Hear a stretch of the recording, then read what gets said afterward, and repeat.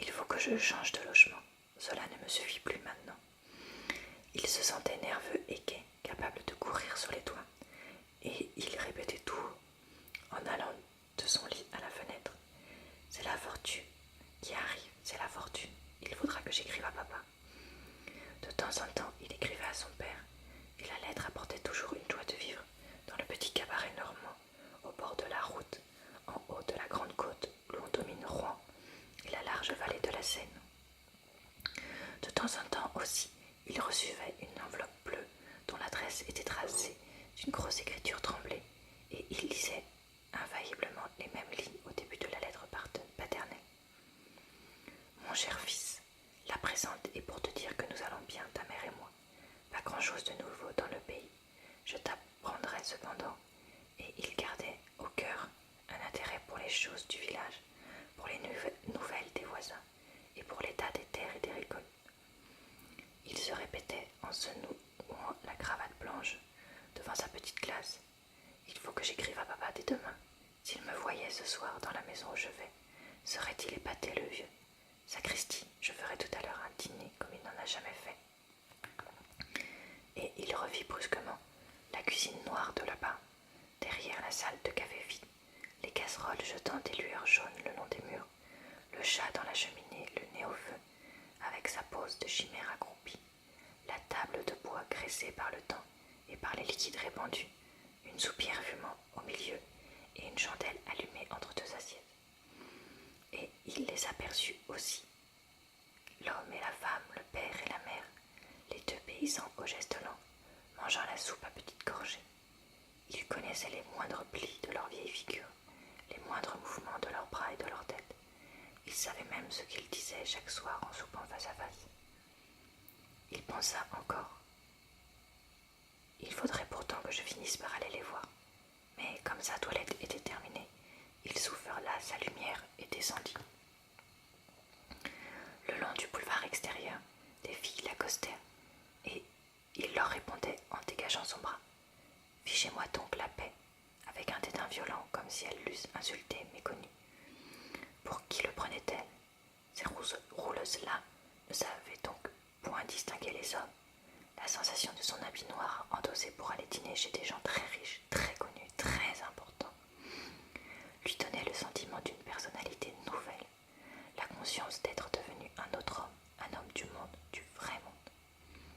Il entra avec assurance dans l'antichambre, éclairé par les hautes torchères de bronze, et il remit d'un geste naturel sa canne et son pardessus aux deux valets qui s'étaient approchés de lui.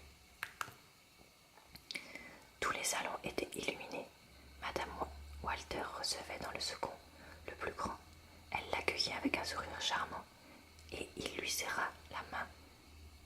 Et il serra la main des deux hommes arrivés avant lui, M. Firmin et M. Laroche-Mathieu, député, rédacteur anonyme de La Vie française. M. Laroche-Mathieu avait dans le journal une autorité spéciale, provenant d'une grande influence sur la Chambre. Personne ne doutait qu'il fût ministre un jour. Puis arrivèrent les forestiers, la femme rose et ravissante du roi fut stupéfait de la voir intime avec les deux représentants du pays. Elle causa tout bas, au coin de la cheminée, pendant plus de 5 minutes avec M. Laroche-Mathieu. Charles paraissait exténué.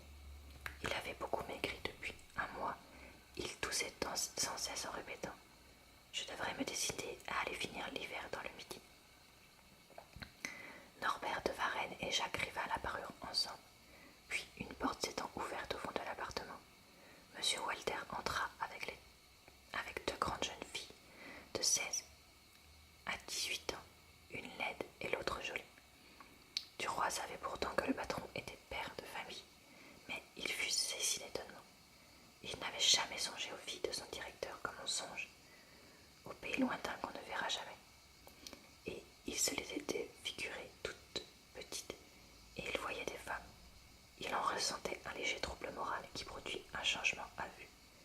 Elles lui tendirent la main l'une après l'autre après les présentations, et elles allèrent s'asseoir à une petite table qui leur était sans doute réservée, où elles se mirent à remuer un tas de bobines de soie dans une bonne panette. On et silencieux, dans cette sorte de gêne qui précède les dîners, entre gens qui ne se trouvent pas dans la même atmosphère d'esprit, après les occupations différentes de leur journée. Du roi, ayant levé par désœuvrement les yeux vers le mur, M. Walter lui dit de loin, avec un désir visible de faire valoir son bien: « Vous regardez mes tableaux. Le mai sonna, je vais vous les montrer. » Et il prit une lampe pour qu'on pût distinguer tous les détails. « Ici les paysages, dit-il. » Au centre du panneau, on voyait une grande toile de Guillemet, une plage de Normandie sous un ciel d'orage. Au-dessus, un bois de Harpigny, puis une plaine d'Algérie par Guillemet, avec un chameau à l'horizon, un grand chameau sur ses hautes jambes, pareil à un étrange monument. M. Walter passa au mur voisin et annonça, avec un ton sérieux comme un maître de cérémonie: « La grande peinture, c'était 4 toiles, une visite d'hôpital par Gervex, une moissonneuse par Bastien Lepage, une veuve par Bouquereau et une exécution par Jean-Paul Lorenz. » Cette dernière œuvre représentait un prêtre vendéen fusillé contre le mur de son église par un détachement de bleu. Un sourire passa sur la figure grave du patron en indiquant le panneau suivant. Ici, les fantaisistes. On apercevait d'abord une petite toile de Jacques Perrault intitulée Le haut et le bas. C'était une jolie parisienne montant l'escalier d'un tramway en marche. Sa tête apparaissait au niveau de l'impériale et les messieurs, assis sur les bancs, découvraient, avec une satisfaction avide, le jeune visage qui venait vers eux, tandis que les hommes debout sur la plateforme du bas considéraient les jambes de la jeune femme avec une expression différente de dépit et de convoitise. M. Walter tenait la lampe à bout de bras et répétait en riant d'un rire polissant: « Un estrôle, estrôle. » Puis il éclaira un sauvetage par Lambert. Au milieu d'une table desservie, un jeune chat assis sur son derrière examinait avec étonnement et perplexité une mouche se noyant dans un verre d'eau. Il avait une patte levée, prête à cueillir l'insecte d'un coup rapide, mais il n'était point décidé, il hésitait. Que ferait-il? Puis le patron montra de taille la leçon, qui représentait un soldat dans une caserne apprenant à un caniche à jouer de tambour, et il déclara: « En voilà de l'esprit. » Du roi riait d'un rire approbateur et s'extasiait. « Comme c'est charmant, Charles. » Il s'arrêta net en entendant la voix derrière lui, la voix de Madame de Marelle qui venait d'entrer. Le patron continuait d'éclairer les toiles en les expliquant. Il montrait maintenant une aquarelle de Maurice Leloir, l'obstacle. C'était une chaise à porteur arrêté, la rue se trouvant barrée par une bataille entre 2 hommes du peuple, 2 gaillards luttant comme des hercules. Et on voyait sortir par la fenêtre de la chaise un ravissant visage de femme qui regardait sans impatience, sans peur, et avec une certaine admiration le combat de ces 2 brutes. M. Walter disait toujours: « J'en ai d'autres dans les pièces suivantes, mais ils sont de gens moins connus, moins classés. Ici, c'est mon salon sacré. J'achète des jeunes en ce moment, des tout jeunes, et je les mets en réserve dans les appartements intimes en attendant le moment où les auteurs seront célèbres. » Puis il prononça tout bas: « C'est l'instant d'acheter des tableaux. Les peintres crèvent de faim. Ils n'ont pas le sou, pas le sou. » Mais du roi ne variait rien, entendait sans comprendre. Madame de Marelle était là, derrière lui. Que devait-il faire si la salle luait? N'allait-elle point lui tourner le dos ou lui jeter quelque insolence? S'il n'approchait pas d'elle, que penserait-on? Il se dit: « Je vais toujours gagner du temps. » Il était tellement ému qu'il eut l'idée d'un moment de simuler une indisposition subite qui lui permettrait de s'en aller. La visite des murs était finie. Le patron alla reposer sa lampe et saluer la dernière venue, tandis que Duroy recommençait tout seul l'examen des toiles, comme s'il ne se fût pas lassé de les admirer. Il avait l'esprit bouleversé. Que devait-il faire? Il entendait les voix, distinguait la conversation. Madame Forestier l'appela. Dites donc, monsieur Duroy, et il courut vers elle.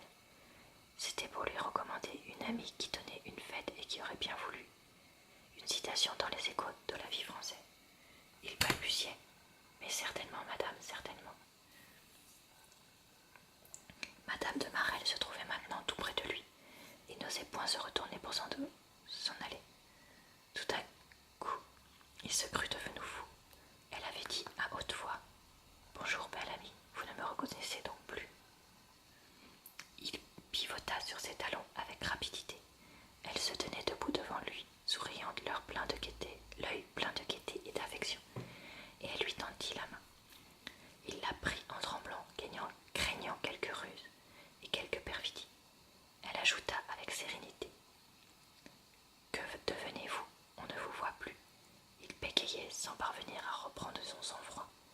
Mais j'ai eu beaucoup à faire, madame, beaucoup à faire. Monsieur Walter m'a confié un nouveau service qui me donne énormément d'occupation.